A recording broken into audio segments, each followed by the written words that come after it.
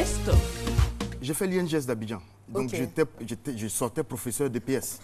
Je me disais non, que ce n'est pas la vie que je voulais, quoi. Voilà, je l'avais fait par rapport à mon père, à qui je rends hommage parce que c'est grâce à lui que je suis revenu, M. Kouléon Benan Assis, qui est décédé en 2004. Donc justement au départ c'était pour l'emmerder que j'avais choisi cette option. Sinon ce n'est pas ce que je voulais faire dans ma vie au départ. Et donc quand je finis ma formation à l'INGS, ben moi, je vais aller chercher une vie meilleure. Je vais aller m'enrichir en 1 an en France. C'était ça au départ. Et quand on arrive... Vous aviez reçu déjà des témoignages que là-bas, c'était l'Eldorado, l'argent facile dès que vous y êtes. Ce que nos frères voient ici tous les jours et qui continuent de s'accentuer avec les vendeurs d'illusions qui viennent à Abidjan en vacances et tout ça. Donc, on croit qu'arriver là-bas, on va ramasser de l'argent, on va faire un jossi et puis en 1 semaine, on sera riche. C'est faux. C'est dur. Il y a des Français qui sont pauvres, qui dorment dans la rue. C'est clair. Voilà, donc quand j'arrive là-bas, bon, moi j'ai la chance, je suis un battant. C'était en 2001 En 2000, voilà, j'ai fait des études. Donc quand j'arrive, en moins de 3 ans, j'ai une très bonne situation. Et puis quand j'arrive en France, je suis bien accueilli. Donc je me accueilli retrouve pas, par qui? Par mon frère. D'accord. Donc je ne me retrouve pas dans une cité à galérer et tout ça. Je me retrouve d'abord dans une ville qui est très accueillante, qui est Bordeaux, où on peut se balader sans papier. Donc ça a facilité beaucoup de choses. Vous nous avez ramené du vin? Je vends du vin à Abidjan.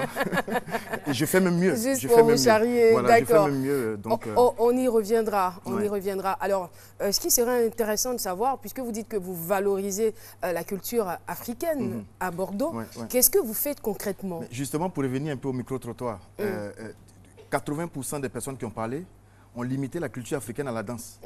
Non, les Africains, c'est pas que la danse. Musique, c'est ça, c'est ce que je disais à l'entame. Et c'est le cliché que nous-mêmes, on accepte déjà à la base. Quand un Français est arrêté devant vous, l'Africain, il est bon vivant, il est rigolo, il est marrant, il est gentil. Voilà comment on te le dit. Et tu danses bien. Mais ce n'est pas forcément un défaut en soi. Non, non, c'est bon. Mais pourquoi me limiter à ça? Il y a des scientifiques, il y a des médecins, il y a des chercheurs, il y a des hommes d'affaires. Il y a ces midis. Bien sûr. Un plateau comme ça, on l'avait pas. Bien sûr. Il y a ces midis. Grâce à M. Amadou Bakayoko. Voilà. Alors, disons, c'était de casser tous ces codes-là, tous ces stéréotypes-là. Voilà, parce que moi-même, je l'ai refusé en premier. J'ai mes enfants qui grandissent en France. Je n'ai pas envie que mes enfants frôlent les murs. Je n'ai pas envie que mes enfants deviennent des bounty. Le bounty, c'est un chocolat qui est noir dehors et à l'intérieur, c'est blanc. Et beaucoup d'Africains, pour être bien intégrés, pensent qu'il faut devenir blanc. Non, on ne devient pas blanc. Mais justement, comment est-ce que vous arrivez à éviter cela, puisqu'ils sont là-bas? Je suppose qu'ils côtoient chaque jour à l'école des Blancs, ils vont rencontrer des Blancs partout, mais c'est clair qu'ils vont quand même adopter la culture européenne, même si à l'extérieur, ils demeurent des bounty, des Noirs, comme vous le dites. Exactement, c'est pour ça qu'il y a eu de grands débats en France. Il y a l'intégration et il y a l'assimilation. La différence, c'est quoi? L'assimilation, c'est devenir l'autre. Je ne peux pas devenir l'autre, je suis moi. Maintenant, comme je vis chez lui, il faut que je me conforme à ses lois, à ses règles, etc. Voilà, donc quand je viens à Abidjan, je ne vais pas faire le blanc. Je viens chez moi. Donc je vais manger la sauce gnagnan de chef. Je suis chez moi. Faire le blanc, c'est quoi? Mais faire le blanc, c'est mimer. Justement, c'est mimer. Et c'est ce que beaucoup n'ont pas compris, en fait, dans cette forme d'assimilation. Je pensais que vous me diriez que faire le blanc, c'est refuser ce qu'on est. Mais justement, parce qu'une fois qu'on rentre dans une phase d'assimilation, ça veut dire qu'on refuse qui on était avant. C'est-à-dire que je ne suis plus moi et je deviens quelqu'un d'autre. Mohamed Ali, vraiment, c'est quelqu'un qui connaît l'art de la boxe. L'art de la... Parce que quand j'entends noble art, il y a noble, la boxe est noble d'abord, mais parce que ceux qui viennent vous assister, il faut qu'ils voient que tu es un artiste. Et avec ces jeux de jambes sur les rings, ça me plaisait. Et effectivement, j'ai dit, lui là, il faut que je limite. J'ai commencé la boxe et je pique comme lui, je tape comme lui. Piquer, comment ça? En termes plus simples. Piquer, en termes de... C'est-à-dire comme... Il a toujours l'air... Et puis c'est KO. Un coup tu dors. Un coup KO. Un coup KO. Voilà. Ok. Donc, de la façon il se déplace, c'est ce tas-là que j'ai expérimenté jusqu'à à la fin de mes combats. Best. Livrez-nous le petit secret d'une vie de couple à long terme. On vous écoute. Quel est le petit secret, papa, qui vous a aidé à tenir pendant 45 ans? Vous gardez vos secrets. Non, vous gardez vos secrets. Mais nous, on veut savoir. Vous faites palabre, d'accord. mais vous cachez. Et les disputes, ça arrivait, comme vous avez dit, ça se gérait dans la chambre. Dans la chambre. Il n'y a pas eu d'injures, hein? Non. C'est vrai qu'on élève un peu le ton. On s'écriait sur des injures, non. Mais et les sentiments aujourd'hui, là? Quand vous regardez votre femme, comment vous la voyez? Mais je l'aime. Vous l'aimez, hein? Oh là là! Et madame, comment vous voyez votre mari? Qu'est-ce que vous ressentez pour lui? Je l'aime toujours, parce que vraiment, il est devenu comme mon père. Dites-nous, monsieur Adengra Kwame, est-ce que vous n'avez jamais trompé votre épouse? Vous avez toujours été un homme fidèle? Je passais! Sinon, je n'habite pas le quartier, hein, je passais juste. Ça ne peut pas manquer. Il y a eu des cas. Oui, il y a eu des cas. Dans la discrétion. Dans la discrétion. Ouais. Oui, il y a eu des cas. Mais pas beaucoup. Hein. Bon, mais un jour, elle-même, elle avait fait un enfant. Et c'est elle qui est allée me chercher. Elle allait Elle m'a cherché. Attendez, j'ai pas bien compris. C'est-à-dire qu'elle venait. Elle est allée m'appeler une fille. Elle est allée chercher une fille pour moi. J'ai dit la complicité. Et nous étions ensemble avec la fille là. Maman est courageuse. Et puis un moment, la fille m'a dit, elle devait entrer. Puis j'ai dit, tiens, tu crois que je n'aime pas ma femme? Et puis c'est fini, j'ai coupé avec elle. Ah, vous avez bien fait. Best. J'ai donné ce nom pour 2 cas. D'accord. Voilà, pour 2 cas. 2 raisons. Première raison, c'est j'aime son style de boxe. Tout à fait. C'est mon boxeur préféré. Ça, on l'a bien compris. Ça, c'est un. De 2, maintenant, sa maman était en grossesse et elle est en terme. La maman de votre fils. De mon fils, qui va s'appeler Mohamed Ali. Et sur quelque chose, on a eu quelques discussions. Et puis, elle a voulu me taper. Quand j'ai bloqué sa main déplacée, et j'ai ajouté quelque chose dessus.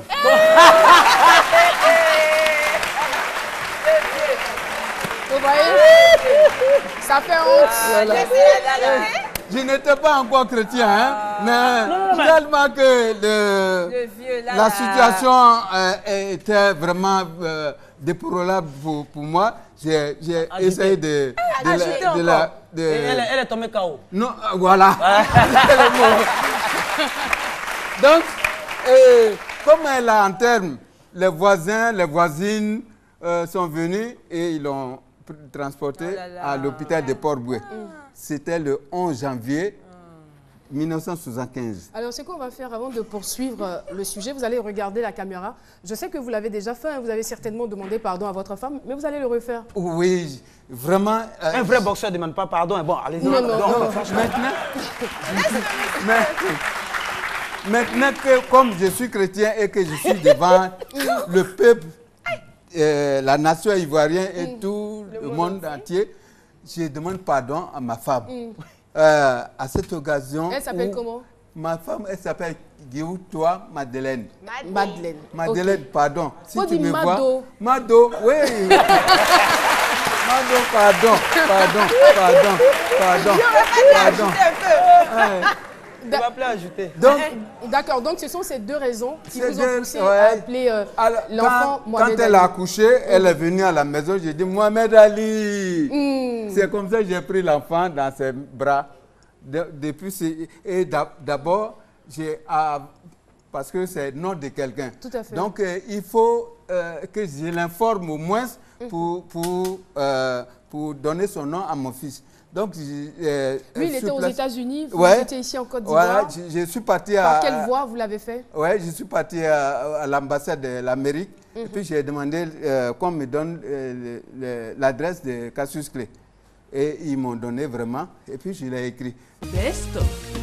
Zokora, franchement, moi, je ne vais pas passer par 4 chemins. Okay. Vous faites partie des joueurs préférés des Ivoiriens. Les Ivoiriens vous portent à cœur, les Ivoiriens vous aiment beaucoup et vous avez beaucoup apporté au football ivoirien, au football africain. Mais en ce moment, sur Facebook, beaucoup de critiques, beaucoup de commentaires désobligeants à votre endroit et cela n'est pas le fruit d'un hasard parce que Zokora, au niveau de sa vie sentimentale, il y a quelque chose qu'on ne comprend pas trop. Vous êtes là pour des raisons familiales. Nous, ici, on s'affaire. C'est vrai qu'on honore nos invités, mais on s'affaire aussi de temps en temps. Est-ce que vous pouvez éclairer quand même notre lanterne à ce sujet? Avec plaisir. Voilà, vous savez, je n'ai pas de compte Facebook, je n'ai pas Twitter, j'ai juste mon Instagram. Attends, vous n'avez pas de compte Facebook? Non. Pas de compte Twitter? Non. Et les messages qu'on voyait, les messages adressés à Série Dorcas sur votre page Facebook? Vous savez, on s'est aimé, on s'est mariés. Et aujourd'hui, on a un lien qui est important. C'est Ivana Diaz Zokora. Et voilà. Chacun a pris sa vision et tout le bonheur c'est pour Ivana. Et moi je poste mes photos sur mon Instagram, je suis heureux. Et après, pour moi c'est pas la presse, c'est les pages Facebook qui vont sur mon compte Instagram, prennent mes photos et qui les balancent ça sur les réseaux sociaux pour qu'on puisse me juger, parler de moi. C'est dommage. C'est dommage. C'est un maestro qui balance, c'est pas Zokora. Mais au vu de tout cela, je veux dire que ça a quand même créé des remous et ça a quand même créé beaucoup de frustration. Qu'est-ce que vous avez envie de dire aux Ivoiriens? Vous savez, souvent on dit, avant de parler, il faut écouter. C'est cela. Et il y a beaucoup de on dit, de toi, moi dit, de gossip comme on dit. Et voilà, donc on s'est aimés, on s'est mariés. Et voilà, elle m'a fait une belle fille, qui est très belle. Et voilà, vous avez envie de lui dire quelque chose particulièrement à Dorcas aujourd'hui, à l'antenne? Bien sûr. Oui. Je lui souhaite beaucoup de bonheur dans sa nouvelle vie. J'ai vu que maintenant, elle fait de la télévision.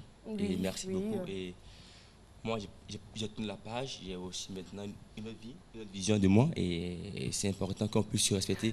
Mais il y a trop de gens qui nous jugent sans nous connaître. Et pour moi, c'est vraiment dommage. Il y a beaucoup de toi m'ont dit, Zokora fait ceci, il est comme ça, Dorcas. On est fatigué de tout cela. Voilà, on s'est aimés. Aujourd'hui, on n'est plus ensemble. Mais voilà, c'est la vie. On continue. D'accord. Allô? En tout cas, allô? Philo est au téléphone. Oui. Seri? C'est Dorcas. Au Gibalamu, maestro, où les Gibala c'est midi, ou Ramouna? Non, c'est bien. Il est malade.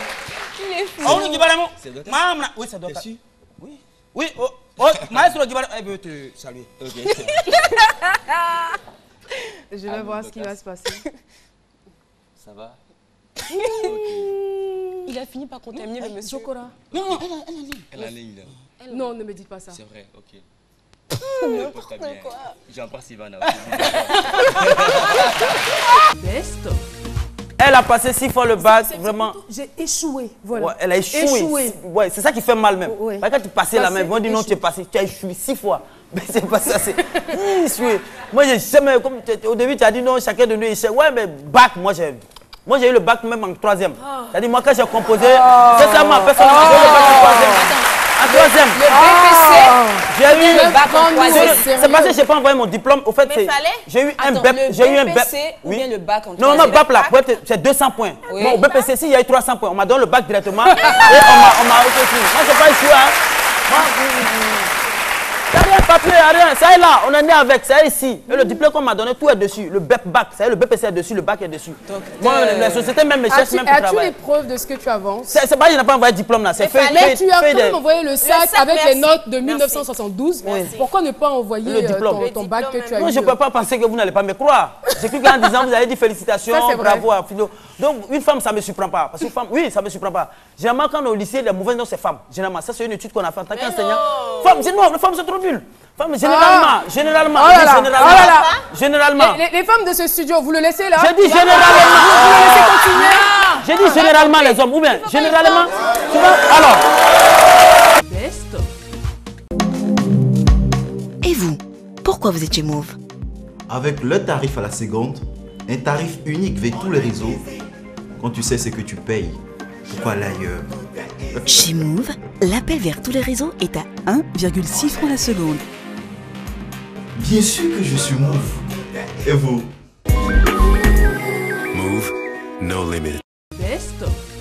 Qu'est-ce qui vous différencie des autres répétiteurs? Puisque vous dites que vous êtes un répétiteur pas comme les autres. Vous avez quoi de si particulier? Ok.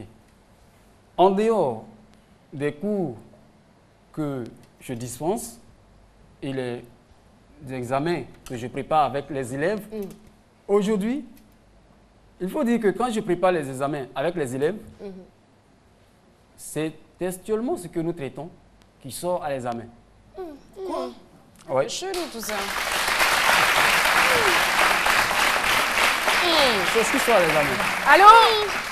Le laboratoire de Dr Philo, je veux retourner. C'est ce qui sort à l'examen. Oui, incroyable. Sans faux fillon. Textuellement. Textuellement. Attends, juste quelques sujets, vite fait. Fruit du hasard ou pas un fruit don du particulier? hasard, parce que depuis... Si c'est arrivé une ou deux fois, vous n'allez pas me dire non. Voilà, si c'est au moins rarement, on peut comprendre, mais tous les ans, je vous dis. Alors, petite question, ça fait combien de temps que vous êtes répétiteur? Bon, depuis 2007, après le bac. Et depuis 2007, les sujets? Depuis 2007, je traite... Les élèves sont là, ils peuvent témoigner. Il y a des élèves qui sont là. Mais comment est-ce que vous percevez, vous recevez l'inspiration? Bon, parfois, lorsque je suis en train de travailler avec les élèves, j'entends une voix qui m'oriente vers le sujet. Ce n'est pas parce que je suis mystique ou quoi que ce soit, mais j'entends une voix qui m'oriente vers le sujet. Ou alors, lorsque je suis couché comme ça, dans mon sommeil, j'arrive quand même à faire un songe et puis je trouve le sujet tout de suite. Quand j'arrive, allez, je dis aux enfants, mais je ne leur dis pas que voici ce qui va sortir à l'examen. Je leur dis simplement, suivez ce que nous sommes en train de faire. Suivez ce que nous sommes en train de faire. On traite plusieurs sujets et je leur dis, suivez ce que nous sommes en train de faire. Et effectivement, pour ceux qui suivent, arriver à l'examen, c'est ce qui sort et ils sont admis. Et je veux savoir si le public a été heureux d'être là. Eh bien voilà, nous aussi, et moi aussi, j'ai été très heureuse de vous présenter ce numéro de C'est Midi. J'espère qu'il en est de même pour vous. Et bien si c'est le cas, rendez-vous demain à 12h pour un autre numéro. Au revoir.